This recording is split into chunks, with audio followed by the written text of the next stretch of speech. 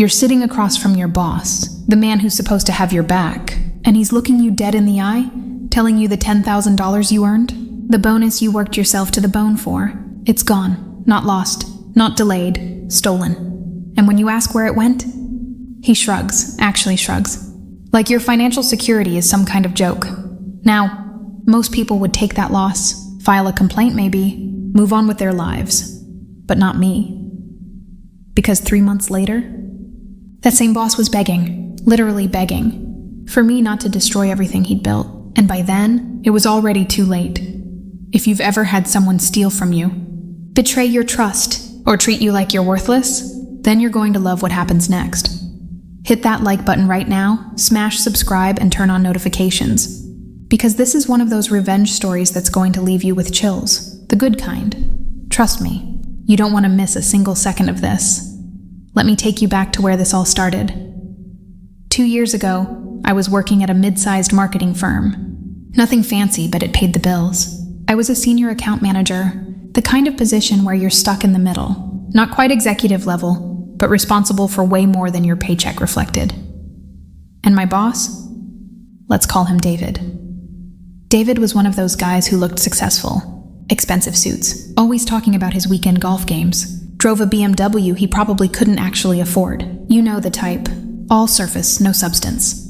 But here's the thing. For the first year, things were fine. Good, even. I brought in clients. Big ones. Accounts that were worth 6 figures annually. And David? He took all the credit. Presented my ideas in board meetings like they were his own. But whatever. That's corporate life, right? You smile, you nod, you keep climbing. Then came the Thompson account. Thompson Industries was massive. A potential 3-year contract worth over $2 million. And David made me a promise. A real legitimate promise. Land this account, he said, leaning back in his overpriced leather chair, and there's a $10,000 bonus waiting for you. Performance-based. You earn it, you get it, $1,000. Now, I know that might not sound like life-changing money to some people, but to me, at that point in my life, that was 3 months of rent. That was paying off my car. That was finally having a safety net. So I worked. And I mean worked, 80-hour weeks. Weekends spent refining pitch decks. Late nights researching Thompson's industry, their competitors, their pain points. I learned everything about their CEO, her management style, her business philosophy, even her favorite coffee blend. I didn't just want to land this account. I wanted to nail it, and I did. The presentation was flawless. The CEO loved it. By the end of the meeting, she was shaking my hand, telling me how refreshing it was to work with someone who actually understood their business. 2 weeks later, the contract was signed. I remember the exact moment I found out. I was at my desk, exhausted but buzzing with this incredible high. I'd done it. I'd actually pulled it off. David called me into his office that afternoon. I walked in expecting congratulations, maybe even a handshake, some acknowledgement of the hours I'd poured into this. Instead, he barely looked up from his computer. "Good job on Thompson," he said flatly. "Really great work." I waited for him to mention the bonus, the promise he'd made. Nothing. So I brought it up. "About the performance bonus," I said carefully. "The 10,000? When should I expect that?" And that's when everything changed. The look on his face. It wasn't confusion. It wasn't apologetic. It was annoyed. Like I'd just asked him for something unreasonable. "Yeah, about that," he said, finally meeting my eyes.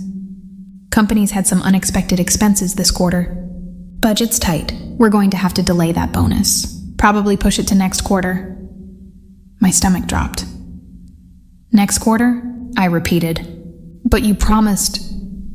"I said probably next quarter," he interrupted, his tone sharper now. "Look, these things happen. You're a team player, right? You understand. It wasn't a question. It was a dismissal." I left his office feeling like I'd been punched in the gut. But I told myself to be patient. Next quarter wasn't that far away. Maybe things really were tight financially. Next quarter came and went. No bonus. I asked again. Same song and dance. Budget constraints. Cash flow issues. Soon. Always soon. By the 3rd month, I stopped asking. Because by then, I'd started noticing things. David's new watch, Rolex, easy 15 grand. The business trip to Hawaii he bragged about in the break room. Company card paid for everything, he said, winked when he said it too. The bottles of expensive scotch he kept bringing into the office. Gifts from clients, he claimed. Meanwhile, I was eating ramen for dinner and avoiding calls from my credit card company. And that's when it clicked.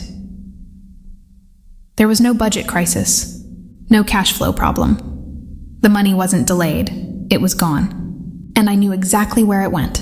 You know that feeling when betrayal just settles into your bones? It's not the hot, explosive anger you see in movies. It's cold, methodical. It sits in your chest like a stone, getting heavier every single day. That's what I felt for weeks. Every time I saw David, every time he smiled at me in meetings, every time he complimented my work while wearing that Rolex.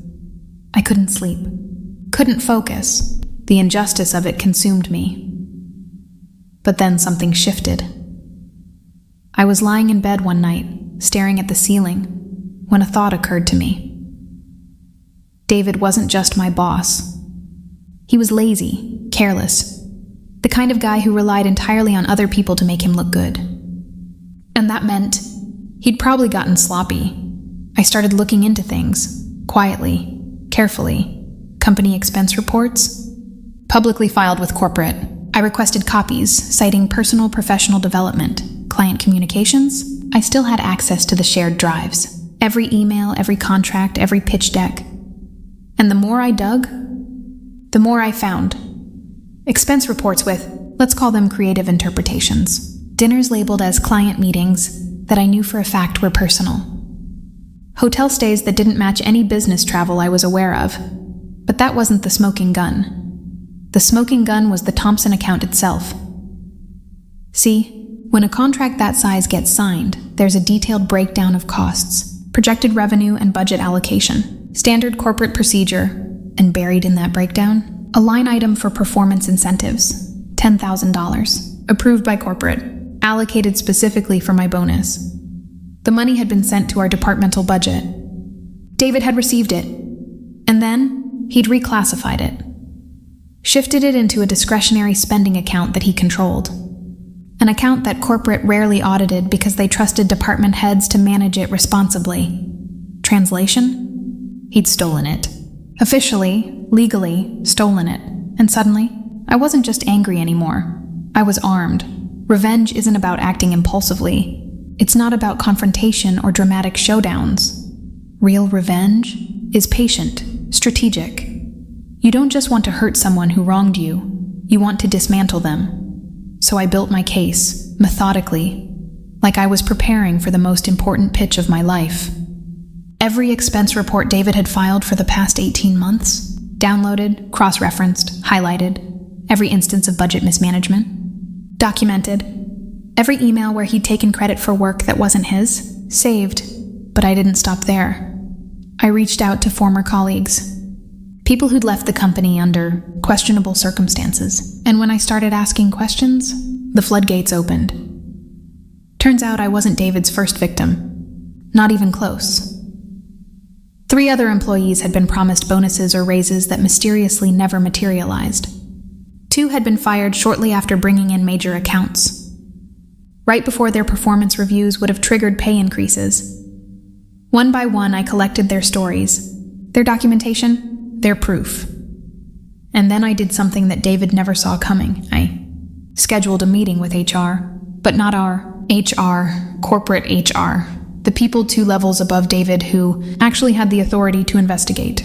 Walked into that meeting with a folder, thick, organized, color-coded, and I laid it all out.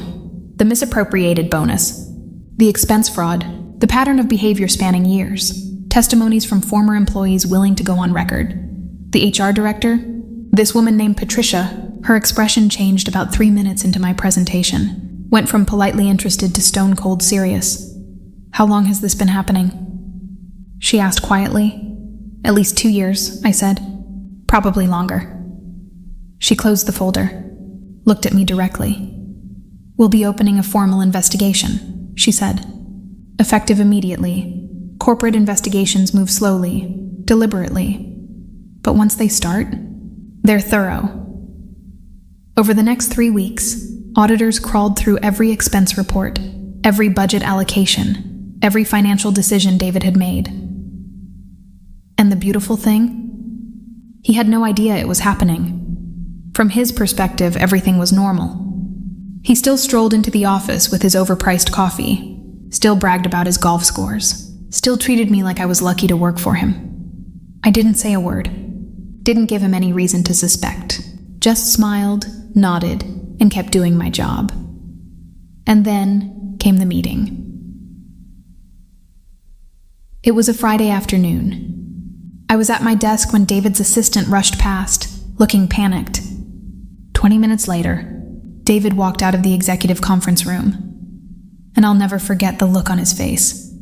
Pale, sweating, that cocky smirk completely gone. He went straight to his office. Didn't make eye contact with anyone. Half an hour later, security escorted him out of the building, cardboard box in hand. No goodbye, no farewell speech. Just gone. I found out the details later. Through the office grapevine, through Patricia, who'd kept me updated throughout the investigation.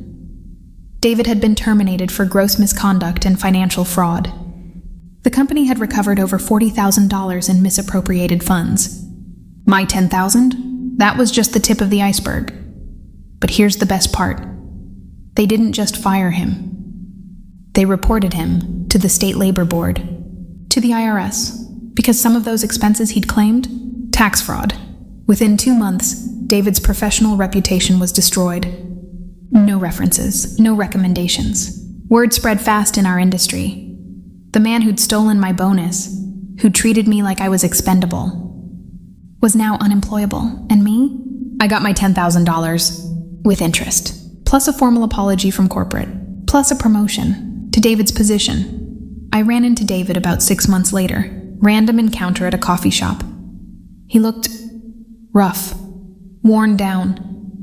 The expensive suits were gone. So was the Rolex. When he saw me, he actually flinched. I didn't say anything cruel. Didn't gloat, just gave him a polite nod and walked away. Because that's the thing about revenge. When it's done right, you don't need to rub it in. The consequences speak for themselves. Did I feel guilty? Sometimes people ask me that, and honestly, no, not even a little, because I didn't ruin David's life. He did that. I just made sure he faced the consequences of his own actions. There's a difference between revenge and justice. And what I did? That was justice. Sometimes the universe needs a little help delivering karma. Sometimes the right thing to do is stand up, speak up, and make sure people face the consequences they've been dodging. Not out of spite, not out of hatred, but because some people need to learn that actions have consequences. And maybe, just maybe, because someone else down the line won't have to go through what you did. If this story gave you even half the satisfaction it gave me to live through, smash that like button. Seriously, destroy it. Drop a comment below and tell me, what's the most satisfying revenge story you've ever heard? Or better yet, experienced? And if you want more stories like this, tales of justice, karma, and people getting exactly what they deserve, hit subscribe, turn on notifications, because trust me, I've got plenty more where this came from. Until next time, stay smart, stay patient, and remember, good things come to those who document everything.